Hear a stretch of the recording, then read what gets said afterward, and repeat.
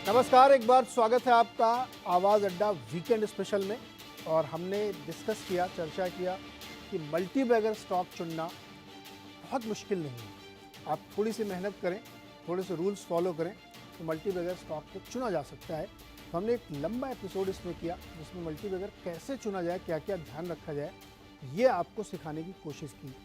हमने ये भी कोशिश की थी कि आप इस बात से मुतमईन हो जाएं, आश्वस्त हो जाएं कि ये बहुत कठिन काम नहीं है, आसान तरीके हैं जिससे चुना जा सकता है। और जब भी हम कोई स्टॉक चुनते हैं तो हमेशा ये दिमाग में ख्याल होता है कि ये 5 गुना, 10 गुना, 20 गुना होगा।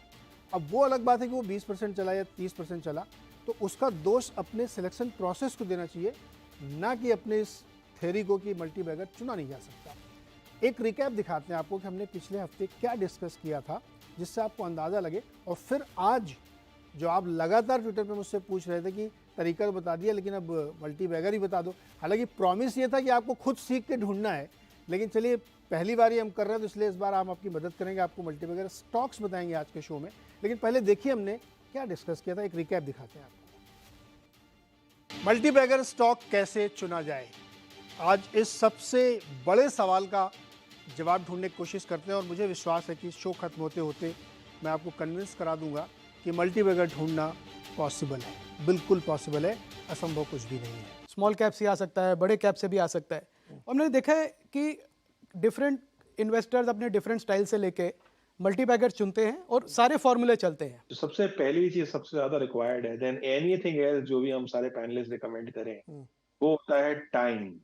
अगर आपने टाइम स्पेंड नहीं किया तो कोई भी तरीके से आप मल्टीबैगर नहीं बना सकते लाइफ में। खुद की इनहरेंट कैपेबिलिटी, यानी तब हम बात करते हैं मैनेजमेंट की। और जहां पर सबसे बड़ा क्वेश्चन आता है कि प्रमोटर की क्वालिटी कैसी है और आपके फाइनेंशियल रेशियोज क्या उस कैपेबिलिटी को रिफ्लेक्ट कर रहे हैं। तो एक जब आप सोल्यूशन देते हैं साथ में अच्छे ब्रांड के साथ इन फाइनेंशियल रेशियोज के साथ, तब ये मल्टी बैगर जो है स्टॉक बनता है। मैनेजमेंट बहुत ज़रूरी है, उसके आंख में सपने होने चाहिए, पेट में आग होनी चाहिए कि मुझे अपनी कंपनी को बहुत बड़ा बनाना है और उसके लिए लगातार काम करता रहे। Smaller companies with high vision and probability को पकड़ा तो उसमें रियल मल्टी बैगर बनेगा 10x, 50x, 100x, 200x, 300x and 10,000x।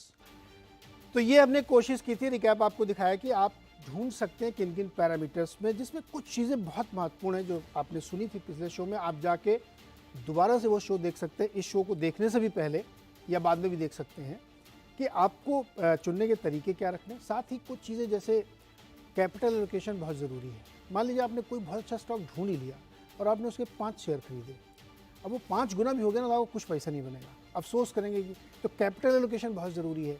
Plus जिस कंपनी को आप चुन रहे हैं उसके अंदर प्राइसिंग पावर होनी चाहिए, जिसको टेक्निकल लैंग्वेज में मोट कहते हैं, वो होना चाहिए। तो ये 1-2 पॉइंट हमारे पिछले डिस्कशन से कैरी फॉरवर्ड हैं, जो रह गए थे उन पर भी हम बातचीत करेंगे। मेहमानों से आपका परिचय कराएं। अभय जी हमारे साथ मौजूद हैं स्टूडियो में, पाइपर सेरिका फाउंडर।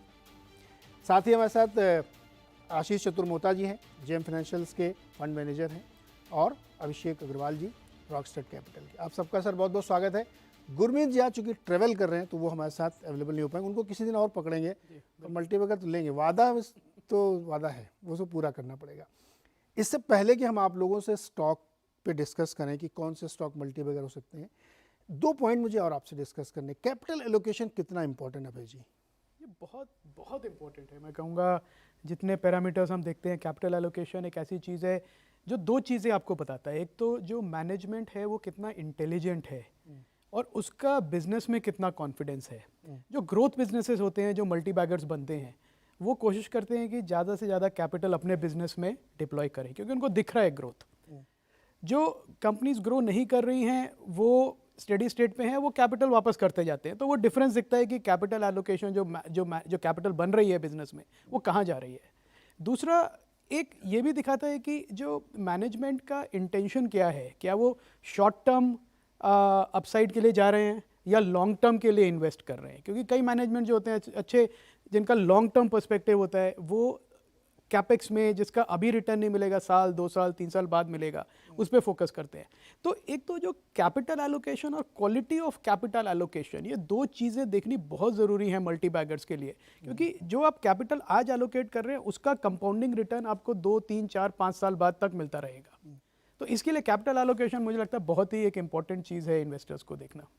कंपनी के लिहाज से। जी अभिषेक जी, पोर्टफोलियो के लिहाज से एक इन्वेस्टर को भी कैपिटल एलोकेशन आना चाहिए, ज़रूरी है ये? जी बिल्कुल, मेरे हिसाब से तो नेसेसिटी है, बिकॉज आपको फाइनली आपकी कन्विक्शन जैसे भी है उस कन्विक्शन के हिसाब से आपने उनको क्या वेटेज दे रखे हैं उसी पे डिपेंड करेगा कि आपकी ओवरऑल रिटर्न कैसे दिखने वाली है। सपोज फॉर एग्जांपल आपने 1 लाख रुपए लगाने हैं और आपने एक फलानी स्टॉक के अंदर में 5,000 रुपये का एलोकेशन कर दिया और दूसरे में आपने एलोकेशन कर दिया 25,000 का, तो अब ये वेट्स ही आपके जो है इतने अलग हैं। अब पता चला कि जो 5,000 जहाँ हमने लगाया वो मल्टीपैकर हो गया, तो वो 3 गुना भी अगर होता है तो 15,000 ही बनता है। तो जैसे आपने ओपनिंग लाइन में कही कि अल्टीमेटली अगर कोई स्टॉक मल्टीपैकर हो भी जाए तो ओवरऑल रिटर्न आपका क्या बना, दिखने में तो एब्सोल्यूट रिटर्न 300% का दिखेगा, वो अच्छा लग रहा है, मगर पोर्टफोलियो लेवल पे आपकी रिटर्न जो है वो इनसिग्निफिकेंट है। सो ये बहुत इंपॉर्टेंट है कि आप अपने पहले वेट्स जो अपने पोर्टफोलियो में होने चाहिए, कैपिटल एलोकेशन वो सही होना चाहिए, आपका बैलेंस्ड होना चाहिए, और आपको आपका कन्विक्शन को तो डेफिनेटली बैक करना होगा जहाँ पे but it should not be in a way जहाँ पे आपने लेट्स से हाई कन्विक्शन पे 80% एलोकेशन आपने उन 2 स्टॉक पे कर दिए और बाकी 8 स्टॉक पे 20%, ऐसा भी नहीं होना चाहिए, बिकॉज नोबडी नोज कि बैलेंस आउट क्या होगा। तो थोड़ा सा बैलेंसिंग ज़रूरी है, और एलोकेशन तो डेफिनेटली की एलिमेंट है वेल्थ बनाने के लिए। क्योंकि कई बार ऐसा होता है आशीष जी, हम लोग देखते हैं ना, आप तो फंड मैनेजर, आप सारे लोग फंड मैनेजर हैं, कि बहुत हाई कन्विक्शन आइडिया ढूंढ लिया, अब उसमें एलोकेशन एक बड़ा इंपॉर्टेंट इशू इसलिए भी बनता है कि कितना लगाएं। कुछ लोग ये थ्योरी देते हैं कि भाई देखो एक ही में सब पैसा मत लगा देना, जैसे अभी अभिषेक भी कह रहे थे, उससे आपको मान लो नहीं चला तो नुकसान हो सकता है, या आपने इक्वल डिस्ट्रीब्यूट कर दिया कि मतलब 10 10 10 10 10 में लगा दिया, एक बास्केट बना लिया। ये बास्केट अप्रोच क्या वाकई मल्टीपैकर पैदा कर सकता है? कि जैसे कुछ लोग कहते हैं कि 8 नहीं चले लेकिन 2 ही चल गए तो बहुत बढ़िया बनेगा, होता है ये क्या? तो नीरज जी बिल्कुल, देखिए स्टाइल ऑफ इन्वेस्टिंग है, कई लोग कॉन्सेंट्रेटेड पोर्टफोलियो पे बहुत ज्यादा बिलीव करते हैं, और जब आप कॉन्सेंट्रेटेड पोर्टफोलियो लेते हैं तो हो सकता है 5-6 स्टॉक ले रहे हैं और उसमें 2 स्टॉक भी आपके बहुत ही अच्छे रिटर्न देते हैं, तो ओवरऑल भी पोर्टफोलियोज काफी अच्छे रिटर्न देते हैं। बट यहाँ मैं आपको एक बात कहना चाहूंगा, पीटर लिंच की हम बात करेंगे। पीटर लिंच एक ऐसे फंड मैनेजर थे मैग्नन फंड के, जिन्होंने ऑलमोस्ट 29.2% का कैगर रिटर्न अपने ड्यूरेशन में जनरेट किया, और 29% का जब कैगर आप पोर्टफोलियो में या अपने फंड में जनरेट करते हैं तो ऑटोमेटिकली मल्टीबैगर रिटर्न हो जाता है। बट अगर से आप उनके साइजिंग को देखेंगे, पोजीशन साइजिंग को देखेंगे, तो आप सरप्राइज होंगे कि उनके पास एक समय पे 200 स्टॉक से ज्यादा पोर्टफोलियोज हुआ करते थे। इनफैक्ट अभी के भी हमारे एक रिसेंट बहुत ही जाने माने इन्वेस्टर है जो मिड कैप स्मॉल कैप में काफी जबरदस्त पोजीशंस बनाते हैं, तो अगर से आप उनका भी देखेंगे तो उन्होंने मल्टी बैगर्स काफी बनाए, बट उनके भी जो नंबर ऑफ स्टॉक्स आप देखेंगे उनके पोर्टफोलियो में तो वो 100 से ज्यादा है। तो जरूरी नहीं है कि कॉन्सेंट्रेटेड पोजीशन लेके ही आप अपने पोर्टफोलियो को मल्टी बैगर रिटर्न जनरेट कर सकते हैं। आपने कोई थीम पकड़ी, उस थीम के अंदर में कोई एक स्पेशल स्टॉक आपको समझ में आया तो आपने उसमें एक एलोकेशन किया, दूसरे थीम में कोई दूसरा स्टॉक किया, तो उसके बावजूद, और वो अगर से थीम सारी प्ले आउट होती है, तब भी हो सकता है आपके पोर्टफोलियोज में अच्छे रिटर्न बन सकते हैं। तो मैं तो डाइवर्सिफाइड पोर्टफोलियो के हमेशा फेवर में रहता हूं। मैं कॉन्सेंट्रेटेड पोजीशंस जनरली अवॉइड करता हूं, चाहे कितना भी हमें अच्छा लगे, बट हम एक पोजीशन की उसकी साइजिंग करके रिस्क को उसकी एलिमिनेट करने की हमेशा कोशिश करते रहते हैं। अभी जी, क्या इंडिविजुअल की रिस्क प्रोफाइल इस एलोकेशन में क्या इंपॉर्टेंस रखती है? एग्जाम्पल के लिए मान लीजिए कोई व्यक्ति है और उसके पास 100 रुपये हैं, उसको हाई कन्विक्शन के 4-6 आइडिया दिख रहे हैं, तो वो बेट कर सकता है कि हमको 2-3 मैक्सिमम लेने हैं और पूरा पैसा उसमें डालना है जी। और कोई हो सकता है दूसरे टाइप का, उसकी रिस्क प्रोफाइल डिफरेंट, नहीं मैं इतना रिस्क नहीं लूँगा, पैसा बने चाहे ना बने, तो वो 6 या 10 में डालेगा। क्या ये इस बात पे पूरी तरीके से निर्भर है कि आपकी अपनी रिस्क प्रोफाइल क्या है? मान लीजिए आपके पास 10 तरीके के इनकम के सोर्सेज हैं, उसमें से एक इन्वेस्टिंग है आपका, तो आप ये रिस्क ले सकते हैं कि मैं तो 2 ही स्टॉक में पूरा 100% एलोकेशन करूंगा, पैसा बनेगा तो मोटा बनेगा, नहीं तो नहीं बनेगा, क्योंकि मेरे पास 9 और सोर्सेज हैं हमारे जीवन चलाने के लिए। लेकिन कोई हो सकता है कि नहीं साहब, मेरे लिए तो यही सबसे बड़ा वेल्थ क्रिएशन का तरीका है, अगर इसमें मैं फंस गया तो ये कैसे डिसाइड किया जाए रिस्क प्रोफाइल? जी, इसमें जो आपने बात की रिस्क प्रोफाइल की, वो इस तरीके से कि आपकी लॉस लेने की क्या एबिलिटी है। मैं उसमें दूसरी चीज़ एक और जोड़ूंगा कि आपकी लिक्विडिटी की क्या रिक्वायरमेंट है। क्योंकि आपने अगर 100 रुपये आज लगाए कि आपको मालूम है कि मुझे अगले साल 50 रुपये चाहिए, किसी एक्सपेंस के, घर में शादी है, घर लेना है, बाहर घूमने जाना है, या आप कह रहे हैं कि नहीं अब मेरा ये जो है मैं इसको लंबे समय तक इन्वेस्ट कर सकता हूँ, तो आपकी रिस्क लेने की एबिलिटी ज़्यादा है, क्योंकि अब जो मार्केट की वॉलेटिलिटी है उससे आपको फ़र्क नहीं पड़ेगा। ऐसे आपने एक मिड कैप स्टॉक लिया, समझो वो करेक्शन में आ गया, पर आप डर के उसको बेच नहीं देंगे, या आप पे प्रेशर नहीं है कि उसको मुझे बेचना है साल भर में, तो आप उस हिसाब से अपना एक थोड़ा हायर रिस्क पोर्टफोलियो बना सकते हैं स्मॉल कैप कंपनीज में जाके, जो आपको मल्टी बैगर बनने की ज़्यादा संभावना है। पर अगर आपका रिस्क प्रोफाइल ज़्यादा अग्रेसिव नहीं है, आपको मालूम है कि मेरे लिए 15% की रिटर्न साल दर साल काफ़ी है, तो उसके लिए फिर आपको रिस्क और रिटर्न दोनों को साथ में जोड़ के अपना पोर्टफोलियो बनाना पड़ेगा, क्योंकि आपकी रिस्क लेने की कितनी एबिलिटी है वो ऑल्सो ये आपको तय करना पड़ेगा मुझे रिटर्न कितना चाहिए।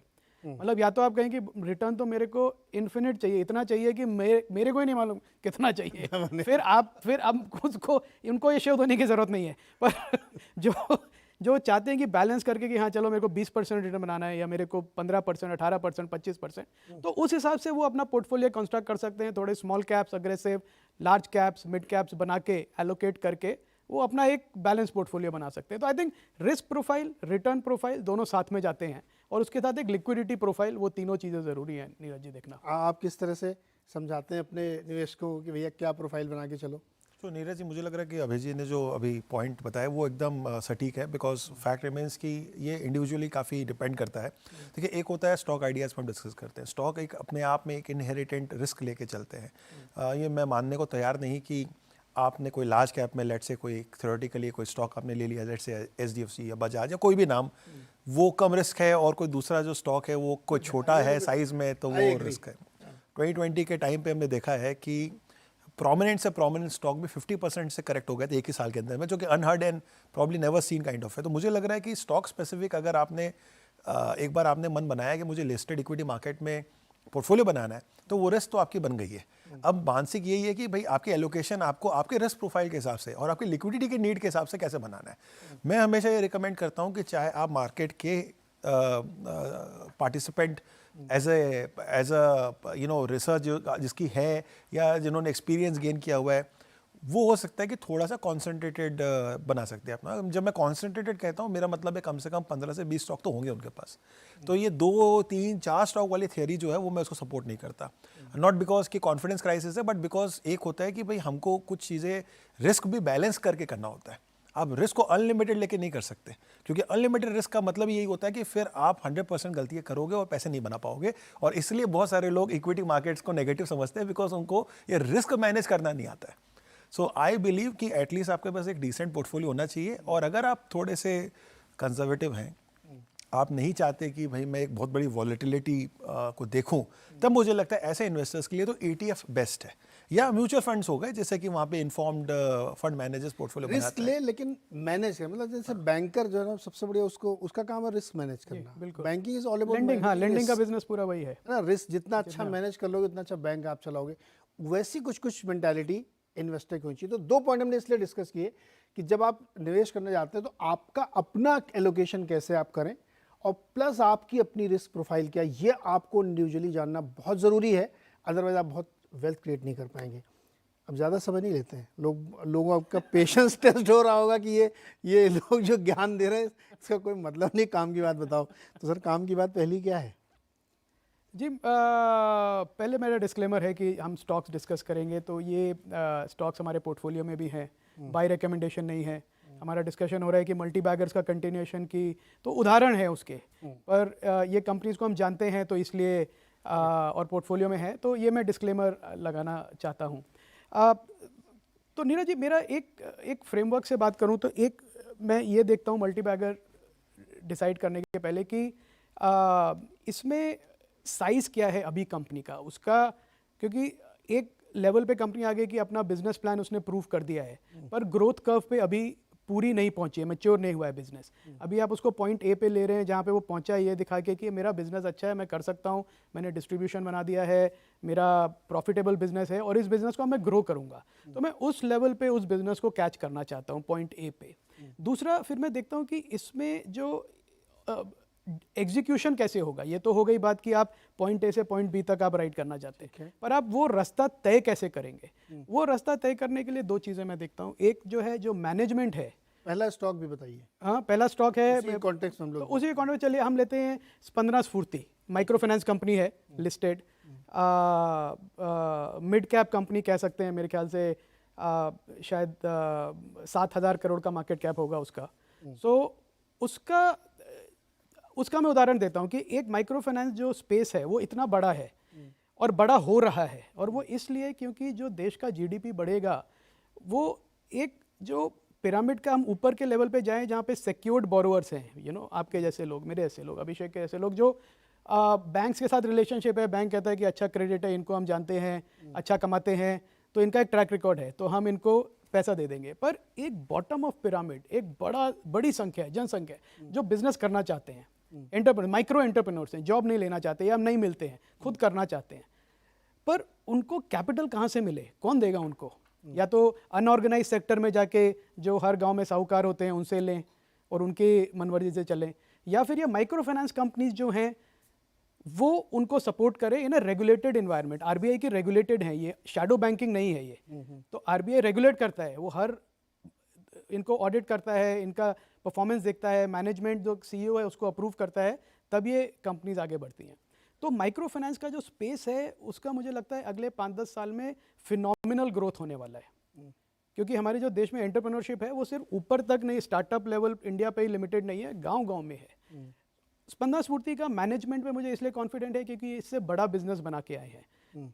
6 मैनेजर्स हैं जो बड़े, इंक्लूडिंग द सीईओ शलभ सक्सेना, वो भारत इंक्लूजन से आए हैं, जो इससे मेरे ख्याल से 3 या 4 गुना बड़ी कंपनी है, तो साइज देखा है उन्होंने। और ये कंपनी स्पंदना स्फूर्ति ऑलरेडी काफ़ी स्केल्ड अप है, 27 लाख कस्टमर इसके ऑलरेडी हैं, 10,000 करोड़ का एयूम है, अच्छा प्रॉफिट बनाते हैं, और 1600 ब्रांचेज हैं इनके पूरे देश में, 12,500 एम्प्लॉयज़ हैं। तो आप नंबर देखें तो पूरा बेस बन चुका है ग्रोथ के लिए। और इनका एक स्टेटेड विजन है जो इन्होंने कल शेयर किया था पब्लिक डोमेन में, अपनी बीएससी फाइलिंग में, एक्सचेंज फाइलिंग में, कि 28/28 की जो 10,000 करोड़ का एयूएम है उसको 28,000 करोड़ का बनाएंगे 5 साल में। तो 5 साल का विजन उन्होंने पूरा शेयर किया, उसमें कितना प्रॉफिट होगा, कितने कस्टमर्स होंगे, एएयूएम होगा, वो पूरा डिटेल में उन्होंने समझाया। तो मैं कहता हूँ आप एक पब्लिकली स्टेट कर रहे हैं अपना ऑब्जेक्टिव एज ए टीम, 13 लोगों की टीम वो बता रही है, तो मुझे लगता है वही एक कमेंडेबल स्टेटमेंट है कि आपने कहा मैं करूंगा। और इसकी प्रेमाइस इस बात पे है कि मार्केट बहुत बड़ा है, मार्केट बहुत बड़ा बढ़ रहा है और बढ़ रहा है जी, और धीरे धीरे ये ऑर्गेनाइज्ड हो रहा है, जी बिल्कुल, जिसकी वजह से जो बहुत एक अनरेगुलेटेड या रिस्की प्रोफाइल होती थी वो आप कह रहे हैं कि कम हो रही है। वो कम हो रही है, जिसको आता है वो करना चाहिए, बिकॉज ये लेंडिंग का बिजनेस है, तो आपको पैसा देना है और लेना भी है वापस। लेना ज़्यादा जरूरी है, लेना ज़्यादा जरूरी है, तो आप देंगे कैसे? नहीं तो आप देते रह जाएंगे। दे तो देंगे अपनी जेब से वापस भी बिल्कुल। चाहिए। तो शलभ ने कल वही बात बोली जो उन्होंने बोला कि ये बिजनेस ऐसा है, पूरा प्रोसेस ओरिएंटेड है, इसमें ज़्यादा सोचने की जरूरत नहीं है आपको। आपने एक बार डिसाइड कर लिया ये मेरा प्रोसेस है, तो सारे 12,500 एम्प्लॉयज़ को उसी प्रोसेस को फॉलो करना है, ना लेफ्ट देखना है ना राइट देखना है। ओके, ये प्रोसेस ओरिएंटेड बिजनेस उन्होंने बनाया है ये, तो और वो चल रहा है। और आरबीआई का आप रिसेंट गाइडेंस देखिए जो उन्होंने बैंक्स को दिया, रिस्क वेट्स बढ़ाए, जो फिनटेक की जो अनसिक्योर्ड लेंडिंग है, तो आरबीआई नहीं चाहता कि अनरेगुलेटेड प्लेयर्स अनसिक्योर्ड क्रेडिट के मार्केट में आए। करेक्ट। तो वो ये चाहते हैं कि जो रेगुलेट करता है आरबीआई या माइक्रो फाइनेंस है या एनबीएफसी है या बैंक्स हैं, वही ये बिजनेस करें और डायरेक्टली करें, खुद करें।